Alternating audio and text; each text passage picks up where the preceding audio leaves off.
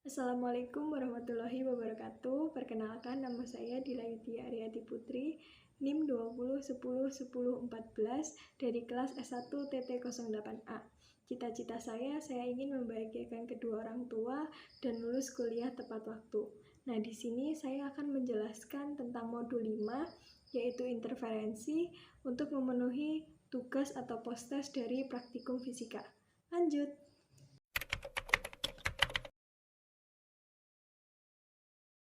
Nah, di bagian dasar teori, yang pertama terdapat tujuan praktikum, yaitu setelah melakukan praktikum atau simulasi ini, mahasiswa diharapkan memahami fenomena gejala gelombang, khususnya interferensi.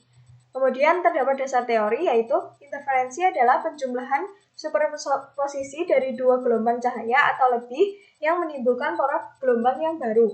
Interferensi dapat bersifat menguatkan jika beda fase kedua gelombang sama, sehingga gelombang baru yang terbentuk adalah penjumlahan dari kedua gelombang tersebut. Nah, jika interferensi bersifat melemahkan, jika beda fasenya adalah 180 derajat, sehingga kedua gelombang saling menghilang.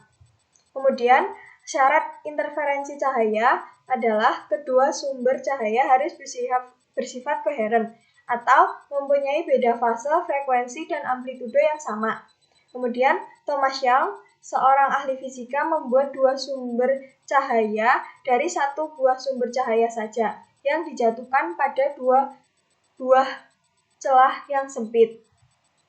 Nah, seperti pada gambar di sini kan ada celah sempit, lalu ini satu sumber cahayanya. Satu sumber cahaya dilewatkan pada dua celah sempit, sehingga cahaya yang melewati kedua celah itu merupakan dua sumber cahaya yang baru.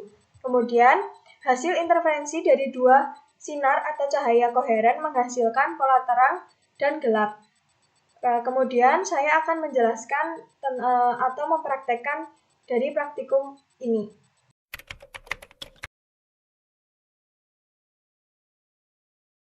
Nah, di sini saya akan mempraktekkan percobaan 1, yaitu pengukuran panjang gelombang.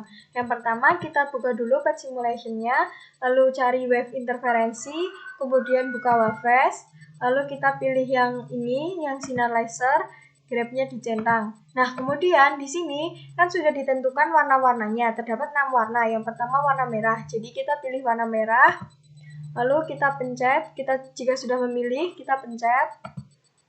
Kemudian akan keluar gelombangnya, lalu kita stop. Nah, lalu kita ambil ini, kita ukur panjang gelombangnya. Mengukur panjang gelombang yaitu dari titik puncak ke titik puncaknya. Nah, seperti ini. Nah, ketemunya yang warna merah itu 74,8 nanometer. Nah, jadi kita masukin saja ke sini. 734,8 nanometer. Nah, lalu kita kita ganti ke warna kuning.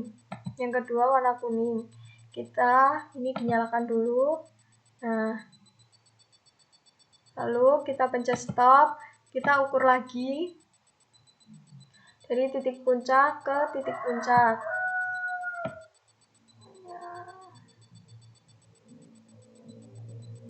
Nah, ketemunya 578,9. Kita masukkan ke sini. 578,9 nanometer. Begitu seterusnya sampai ke warna ungu. Kemudian saya akan mempraktekkan percobaan 2, yaitu superposisi dua gelombang. Yang pertama buka path simulation, pilih wave interferensi, kemudian pilih interferensi, kemudian pilih sinar lasernya, lalu amplitudenya kita maksimumin atau kita sampai ujung, kemudian centang screen. Setelah itu pilih warna atau frekuensi sesuai yang di tabel. Yang di tabel pertama warna merah, kita pilih warna merah, lalu kita ubah separation-nya ke 1000. Ini sesuai ini kan 1000, kita ubah ke 1000. Nah, kemudian kita nyalakan kedua laser. Tunggu sebentar. Lalu jika sudah, kita pause atau stop ini. Lalu kita amati yang kita amati pada layar screen ini.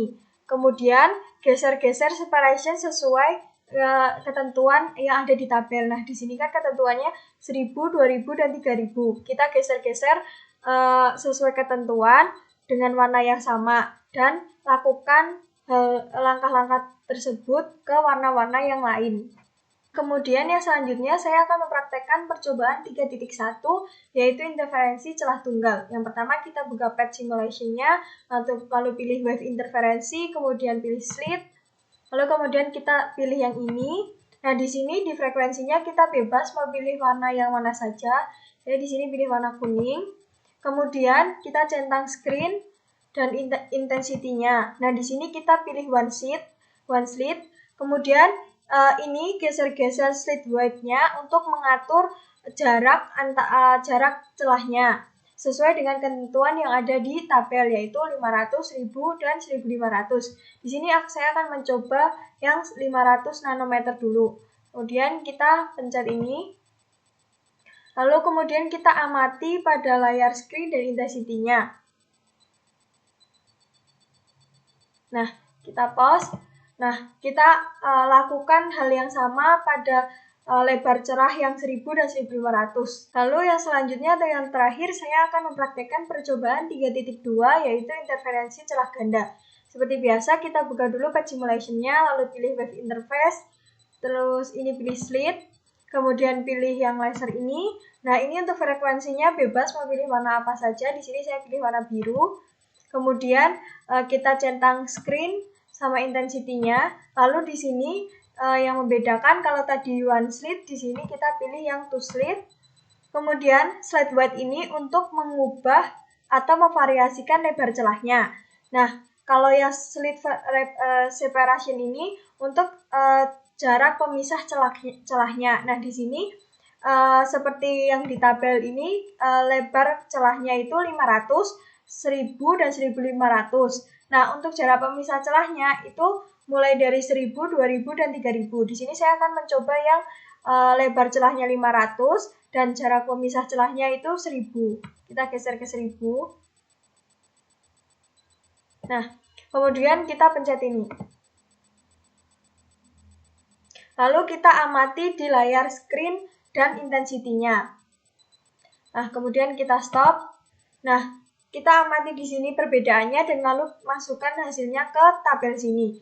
Nah, lakukan langkah-langkah yang sama sesuai dengan ketentuan, yaitu dengan lebar celah 1000 dan 1500, jarak pemisahnya mulai dari 1000 sampai 3000 nanometer.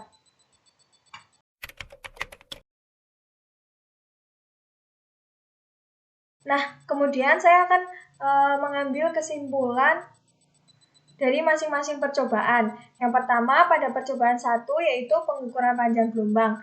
Nah, dari percobaan ini dapat diurutkan dari panjang gelombang terkecil sampai yang terbesar. Nah, yaitu yang paling kecil yaitu warna ungu, kemudian biru tua, biru muda, hijau, kuning, dan merah. Hal tersebut terjadi karena semakin ke kiri arah warnanya, maka frekuensinya semakin kecil, sehingga berbanding terbalik dengan panjang gelombang yaitu semakin besar.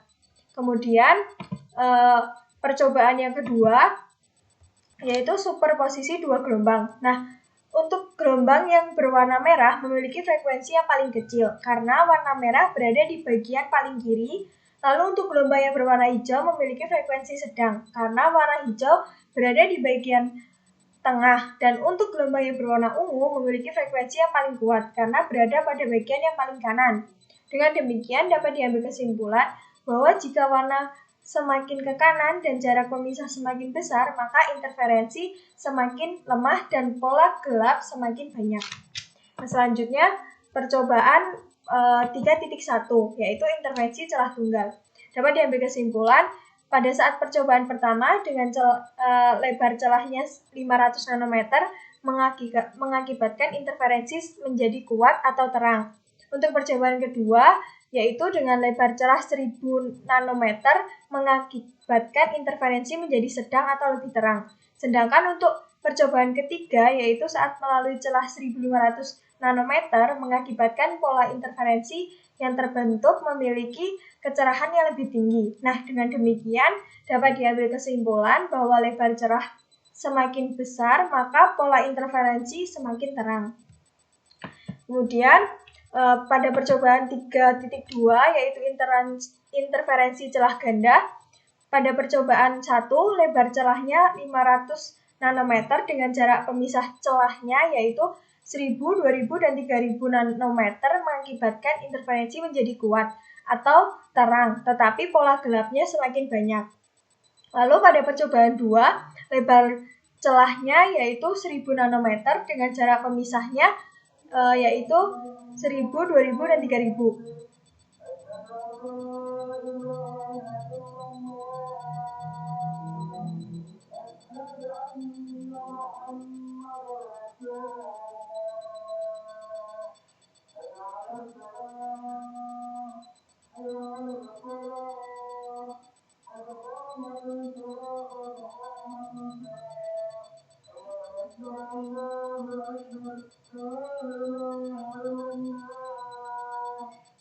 Mengakibatkan interferensi menjadi kuat atau terang, tetapi pola gelapnya semakin sedikit. Nah, dengan demikian dapat disimpulkan bahwa semakin lebar celah maka interferensi semakin kuat atau terang, dan jarak pemisahnya semakin besar maka pola gelap semakin sedikit. Nah, itu kesimpulan yang dapat saya ambil dari percobaan yang saya lakukan.